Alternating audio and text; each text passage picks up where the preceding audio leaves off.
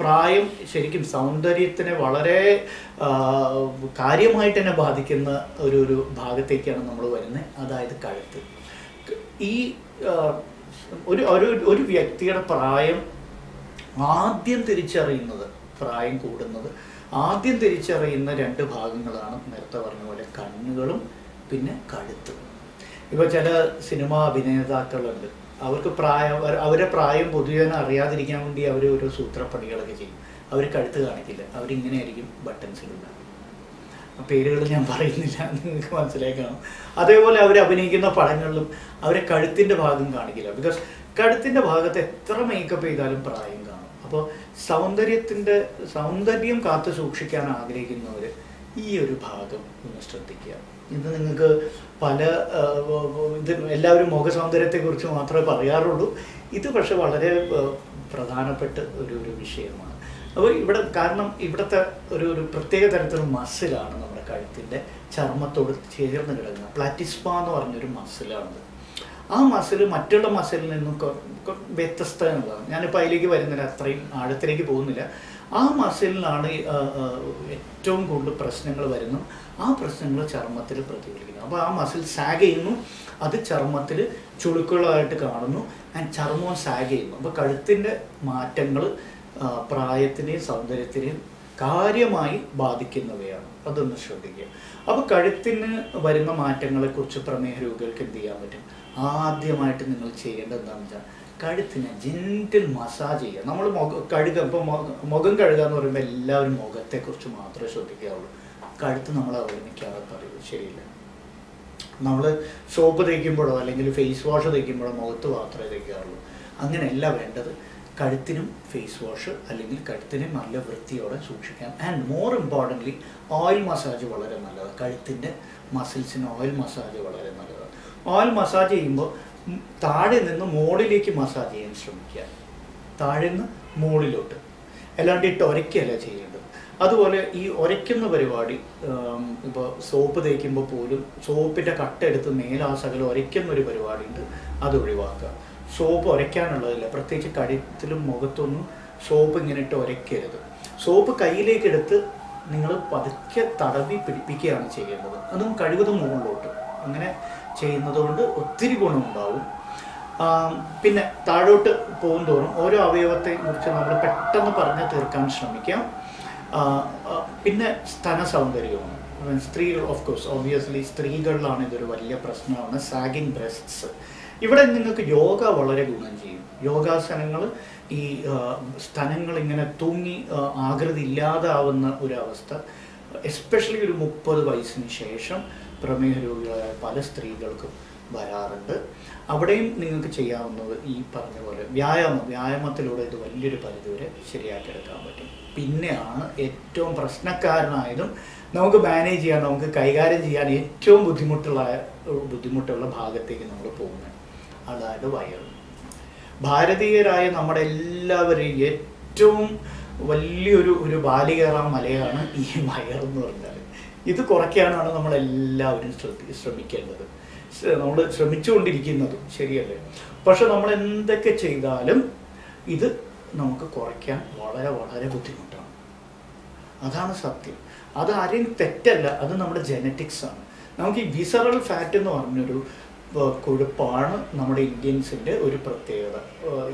ഈ രാജ്യത്തുള്ളവരുടെ ഒരു ജനറ്റിക് ഒരു കോൺസ്റ്റിറ്റ്യൂഷനാണത്. അപ്പോൾ നമ്മുടെ ജനറ്റിക് കോൺസ്റ്റിറ്റ്യൂഷൻ, അതായത് ജനിതകമായി നമുക്ക് കിട്ടിയ ഘടന നമുക്ക് ആർക്കും മാറ്റിയെടുക്കാൻ സാധ്യമല്ല. ഇപ്പോൾ ജനിതകമായി എൻ്റെ അച്ഛൻ്റെ അമ്മയുടെ അടുത്ത് നിന്ന് കിട്ടിയ ഒരു ഘടനയാണ് എൻ്റെ ശരീരത്തിന് ഇങ്ങനെ ആക്കിയത്.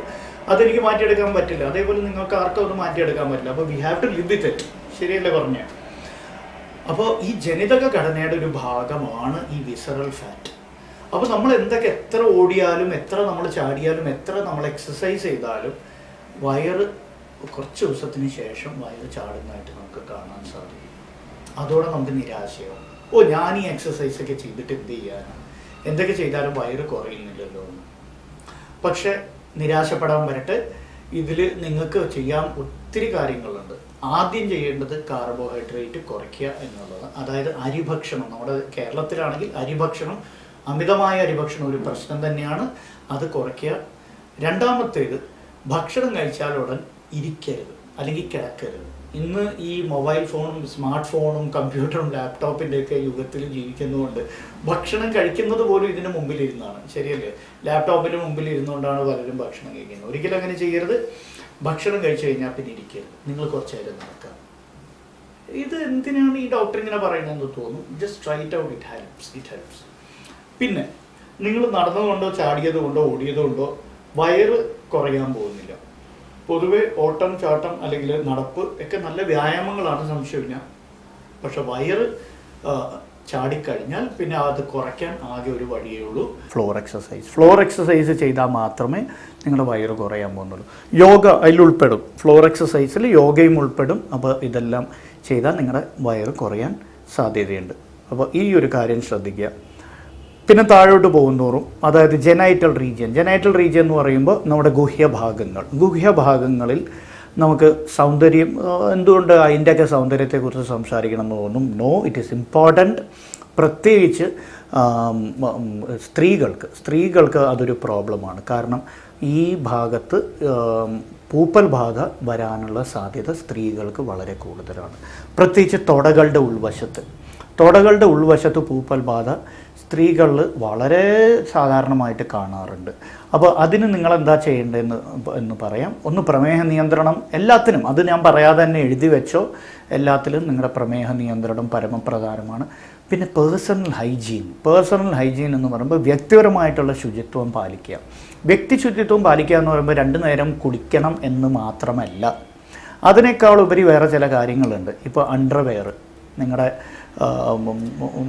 അടിവസ്ത്രങ്ങൾ എല്ലാവരും കഴുകും, അലക്കും, എല്ലാം ശരിയാണ്. പക്ഷേ എത്ര പേര് ഈ അടിവസ്ത്രം ഇടയ്ക്കെങ്കിലും വെയിലത്ത് ഉണക്കിയെടുക്കാറുണ്ട്? ഇതൊക്കെ പ്രധാനപ്പെട്ട കാര്യങ്ങൾ. പൂപ്പൽ ബാധ തടയാൻ വളരെ ഫലപ്രദമായിട്ടുള്ളൊരു മാർഗ്ഗമാണിത്. ഇടയ്ക്കെങ്കിലും നിങ്ങളുടെ എല്ലായ്പ്പോഴും ചെയ്താൽ വളരെ നല്ലത്. പക്ഷേ ഇടയ്ക്കെങ്കിലും നിങ്ങളുടെ അടിവസ്ത്രങ്ങൾ, എസ്പെഷ്യലി ഗുഹ്യഭാഗങ്ങളിൽ ധരിക്കുന്ന ഇപ്പോൾ പാൻറ്റീസോ അണ്ടർവെയർ അത് നിങ്ങൾ വെയിലത്ത് ഉണക്കിയെടുക്കാൻ ശ്രമിക്കുക. അപ്പോൾ വെയിലിൽ ഈ രോഗാണുക്കളെ നശിപ്പിക്കാനുള്ള പല ഘടകങ്ങളുമുണ്ട്. അൾട്രാ വയലറ്റ് രശ്മികൾ പലതുമുണ്ട്. ദേ ഗെറ്റ് റിയലി ശരിക്കും സ്റ്റെറിലൈസേഷൻ എഫക്റ്റാണ്. നല്ല ചൂട് വെയിലത്ത് നിങ്ങൾ ഉണക്കിയെടുത്തിട്ടുണ്ടെങ്കിൽ നല്ല സ്റ്റെറിലൈസേഷൻ എഫക്റ്റാണ്. അപ്പോൾ അത് ചെയ്യാൻ ശ്രമിക്കുക. പിന്നെ വേറെ അനാവശ്യമായിട്ടുള്ള ലേപനങ്ങൾ ഒഴിവാക്കുക. ഇപ്പോൾ ചില പേഷ്യൻസ് കൈമുട്ടിൻ്റെ പുറകിലും തുടകളുടെ ഉൾവശത്തുമൊക്കെ കരുവാളിച്ച പാടുകളായിട്ട് എന്നെ കാണാൻ വന്നിട്ടായിരുന്നു. അപ്പോൾ ഞാൻ ചോദിച്ചപ്പോൾ എന്താ സംഭവം എന്ന് വെച്ചാൽ, ഇവർക്ക് എന്തോ ഇവിടെ കുരു പോലെ കൈമുട്ടിൻ്റെ പുറകിലും പിന്നെ ഇവിടെ ഇത്തിരി ചൊറിച്ചിലും വന്നു. അപ്പോൾ അവർ ഇവിടെ പുരട്ടാൻ എന്തോ ഒരു ക്രീം എവിടെയോ ഒന്ന് വാങ്ങിച്ച് പുരട്ടി. അതിന് ഫോട്ടോ സെൻസിറ്റിവിറ്റി ഉണ്ടായിരുന്നു. അപ്പോൾ ഇവിടെ കരുവാളിച്ച പോലെയുണ്ട്, ഇവിടെ വേറൊരു നിറം, തുടയുടെ ഉൾവശത്ത് ചുവന്ന് തൊടുത്തൊരു നിറമാണ് കണ്ടത്. 2 രീതിയിലാണ് ഒരേ ക്രീം പ്രവർത്തിച്ചത്. അപ്പോൾ ഒരു കാരണവശാലും ഈ ക്രീമുകളൊക്കെ വെറുതെ നിങ്ങൾക്ക് തോന്നുന്ന രീതിയിൽ ഉപയോഗിക്കാനുള്ളതല്ല. ഇവ ശരീരവുമായിട്ട് പ്രതികരിക്കുന്നവയാണ്. എന്തെങ്കിലും ഒരു രീതിയിൽ അവർ പ്രവർത്തിക്കും. അപ്പോൾ ആ രീതി മനസ്സിലാക്കാതെ ഇവയൊന്നും ഉപയോഗിക്കരുത്. പിന്നെ ഇപ്പോൾ പറഞ്ഞ പോലെ ഈ കൈമുട്ടിൻ്റെ പുറകിലുള്ള കരുവാളിപ്പും കഴുത്തിൻ്റെ പുറകിൽ കരുവാളിപ്പ്, അത് പറയാൻ വിട്ടുപോയി. കഴുത്തിൻ്റെ പുറകിലുള്ള കരുവാളിപ്പ് പ്രമേഹ രോഗികളുടെ സർവ്വസാധാരണമാണ്. അതിൻ്റെ ഫോട്ടോ ഇപ്പോൾ നിങ്ങളുടെ സ്ക്രീനിൽ തെളിയുന്നുണ്ടാവാം. കഴുത്തിൻ്റെ പുറകിലുള്ള പ്രമേഹം നിർണ്ണയിക്കുന്നതിന് മുമ്പ് തന്നെ പല രോഗികളിലും ഈ കഴുത്തിൻ്റെ പുറകിൽ കരുവാളിപ്പ് കാണാറുണ്ട്. അതിൻ്റെ പേര് അക്കാന്തോസിസ് നൈഗ്രിക്കാൻസ് എന്ന് പറഞ്ഞാൽ ഇൻസുലിൻ റെസിസ്റ്റൻസിൻ്റെ ഒരു വലിയ ലക്ഷണമായിട്ടാണ് നമ്മൾ ഇതിനെ കാണുന്നത്. അപ്പോൾ താഴോട്ട് പോകാൻ നേരത്ത് നമ്മൾ ഇപ്പോൾ ഗുഹ്യഭാഗങ്ങളെക്കുറിച്ച് പറഞ്ഞു.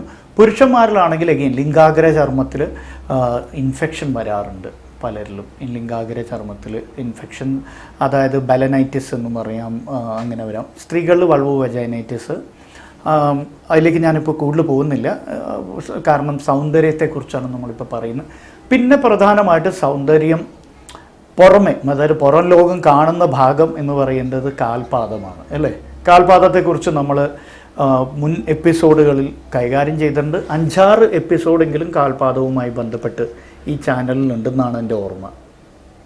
കാൽപാദങ്ങളിൽ ഏറ്റവും പ്രശ്നം കാണപ്പെടുന്നത് പൂപ്പൽ ബാധകളും പിന്നെ നഖത്തിൽ വരുന്ന മാറ്റങ്ങളും പിന്നെ നിറത്തിൽ വരുന്ന മാറ്റമാണ്. അപ്പോൾ നിറത്തിൽ വരുന്ന മാറ്റങ്ങൾ പ്രധാനമായിട്ടും രക്തയോട്ടം സുഗമമാകാതെ കാണുമ്പോഴാണ്. അതിനെന്തായാലും ഡയബറ്റിക് ഫുഡ് സ്പെഷ്യലിസ്റ്റിൻ്റെ തന്നെ ട്രീറ്റ്മെൻറ്റ് നിങ്ങൾക്ക് വേണ്ടി വരും. പിന്നെ കാൽപാദത്തിൽ ഞാൻ നേരത്തെ പറഞ്ഞ പോലെ പൂപ്പൽ ബാധ വരാതിരിക്കാൻ നിങ്ങൾക്ക് ചെയ്യാവുന്ന 1-2 കാര്യങ്ങളുണ്ട്. ഒന്ന്, കാലിൽ നനവ് കൂടുതൽ നേരം വെച്ചുകൊണ്ടിരിക്കരുത്. കാലിൽ എന്തെങ്കിലും നനവ് തട്ടിയാൽ ഉറപ്പായിട്ടും എത്രയും പെട്ടെന്ന് ആ നനവ് നിങ്ങൾ മാറ്റണം. അപ്പോൾ എന്താ ചെയ്യേണ്ടത്? ഏറ്റവും എളുപ്പം ഒരു ടിഷ്യൂ പേപ്പർ എടുത്ത് അങ്ങോട്ട് ആ നനവ് കളയാം. അപ്പോൾ കാല് എന്തെങ്കിലും കാരണവശാലും നനഞ്ഞു, ഇതാണ് ചെയ്യേണ്ടത്. നനവ് വെച്ചിട്ട് ഒരു കാരണവശാൽ നനവൊന്നും പാടില്ല. കാലിൽ നനവ്, പ്രത്യേകിച്ച് വിരലുകളുടെയൊക്കെ ഇടയിൽ നനവ് നിന്നിട്ടുണ്ടെങ്കിൽ അറ്റ്ലീസ്റ്റ് ഫുട്ട് പോലെയുള്ള ഫംഗൽ ഇൻഫെക്ഷൻ എപ്പോൾ വന്നു എന്ന് ചോദിച്ചാൽ മതി. അപ്പോൾ കാൽപാദ സൗന്ദര്യവും വളരെ പിന്നെ കാൽപാദങ്ങളിൽ വിള്ളൽ വീഴാൻ വളരെ സാധ്യതയുണ്ട് പ്രമേഹ രോഗിൽ. ഡ്രൈനസ് ഒരു വലിയ പ്രശ്നമാണ് കാൽപാദങ്ങളിൽ. വരൾച്ച, ചർമ്മത്തിൻ്റെ വരൾച്ച.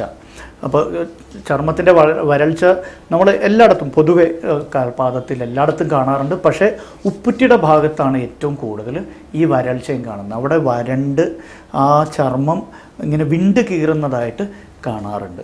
അപ്പോൾ അതിന് പ്രധാനമായിട്ടും നിങ്ങൾ ചെയ്യേണ്ടത് രാത്രി കിടന്നുറങ്ങുന്നതിന് മുമ്പ് സാധാരണ വെള്ളത്തിൽ, ചൂടുവെള്ളം ഒരു കാരണവശാലും ഉപയോഗിക്കരുത്, സാധാരണ പച്ചവെള്ളത്തിൽ കാല് കഴുകി ഉണങ്ങിയതിന് ശേഷം ഒരു മോയ്സ്ചറൈസിങ് ക്രീം കാലിൽ പുരട്ടിയാൽ മാറ്റാവുന്നതേ ഉള്ളൂ. ഈ വരണ്ട ചർമ്മത്തിൻ്റെ പ്രശ്നം വലിയൊരു പരിധിവരെ ഇത് മാറ്റാൻ സാധിക്കും. അപ്പോൾ ഒരുവിധം ശരീരത്തിൻ്റെ എല്ലാ ഭാഗങ്ങളെയും കുറിച്ച്, എല്ലാ ഭാഗത്തെയും സൗന്ദര്യത്തെക്കുറിച്ച് ഞാൻ പറഞ്ഞു എന്നാണ് എൻ്റെ വിശ്വാസം. ഓഫ് കോഴ്സ് പൃഷ്ഠം എന്ന് പറയുമ്പോൾ നിതംബത്തിനെ കുറിച്ചൊന്നും കാര്യമായി പറഞ്ഞിട്ടില്ല. പക്ഷേ അതിന് വേറൊരു എപ്പിസോഡിൽ ഒരു പക്ഷേ പറയാം. പക്ഷേ നിങ്ങൾ മനസ്സിലാക്കിയിരിക്കേണ്ട മിക്കവാറും കാര്യങ്ങളൊക്കെ നിങ്ങൾക്ക് മനസ്സിലായി കാണുമെന്ന് തോന്നുന്നു. പിന്നെ മുടിയെക്കുറിച്ചും വേറൊരു അവസരത്തിൽ പറയാൻ ശ്രമിക്കാം. മുടി നഷ്ടപ്പെടുന്ന പ്രമേഹ രോഗികളുടെ ഒരു പ്രശ്നം തന്നെയാണ് മുടി കൊഴിച്ചിൽ. പ്രത്യേകിച്ച് തൈറോയിഡിൻ്റെ വിഷയങ്ങളും കൂടിയുള്ള പേഷ്യൻസിലും അല്ലെങ്കിൽ ഹോർമോൺസിൻ്റെ വേറെ പ്രശ്നങ്ങളും ഉള്ള ഇപ്പോൾ PCOD ഒക്കെ ഉള്ളവരിൽ മുടി കൊഴിച്ചിലൊരു പ്രശ്നമാണ്. പിന്നെ പ്രമേഹ രോഗികളുടെ അനീമിയ, അതായത് വിളർച്ച എന്ന് പറഞ്ഞ അവസ്ഥ, അതായത് രക്തത്തിലെ അയണിൻ്റെ കണ്ടൻറ്റ് കുറയുന്നത് കാരണം, ഹീമോഗ്ലോബിൻ കുറയുന്നത് കാരണം ഉണ്ടാകുന്ന വിളർച്ച മുടി കൊഴിച്ചിലിന് കാരണമാവും. അതൊരു സൗന്ദര്യ പ്രശ്നമാണ്. അപ്പോൾ പ്രമേഹ രോഗികൾ ചിലവരെ കണ്ടതിൻ്റെയൊക്കെ തല കണ്ടില്ലേ, സ്ത്രീകൾ കഷണ്ടി കയറുന്ന പോലെയുണ്ട് തല കാണുമ്പോൾ. അതൊരു വലിയ ബുദ്ധിമുട്ടാണ്. അപ്പോൾ അതിന് ആ കാരണമായ അനീമിയ കറക്റ്റ് ചെയ്യുമ്പോഴേക്കും യൂഷ്വലി മുടി കൊഴിച്ചിൽ വലിയൊരു പരിധിവരെ മാറ്റിയെടുക്കാൻ സാധിക്കാറുണ്ട്. തൈറോയിഡിൻ്റെ പ്രശ്നമുള്ളവർ നിർബന്ധമായും തൈറോയിഡിന് മരുന്ന് കഴിക്കുക തന്നെ ചെയ്യണം. അല്ലാണ്ട് മുടി കൊഴിച്ചിൽ മാറ്റാൻ പറ്റില്ല നിങ്ങൾക്ക്. ആൻഡ് പ്രമേഹ നിയന്ത്രണം, അതെല്ലാത്തിലും ഞാൻ പറഞ്ഞ പോലെ. അപ്പോൾ മിക്കവാറും എല്ലാ അവയവത്തെയും കുറിച്ച് അല്ലെങ്കിൽ ശരീരത്തിൻ്റെ എല്ലാ ഭാഗത്തെയും കുറിച്ച് ഞാൻ പറഞ്ഞിട്ടുണ്ടെന്നാണ് എൻ്റെ വിശ്വാസം. ഇനി കൂടുതൽ പറഞ്ഞ് നിങ്ങളെ ബോറടിപ്പിക്കുന്നില്ല. നന്ദി, നമസ്കാരം. Press the bell icon on the YouTube app and never miss another update.